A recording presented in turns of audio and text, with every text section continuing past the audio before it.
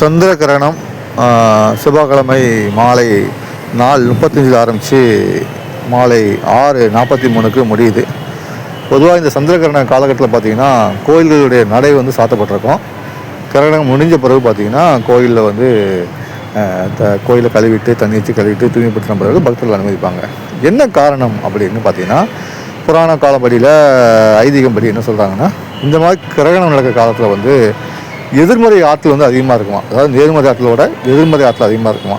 So இந்த டயத்தில் கோயிலுக்கு பக்தர்கள் போனாலோ இல்லை கோயிலுடைய இதோ பார்த்திங்கன்னா வந்து புனிதத்தன்மை பாதிக்கப்பட்டு எதிர்மறை ஆற்றல் அதிகமாகிடும் போகிற பக்தர்களுக்கெல்லாம்.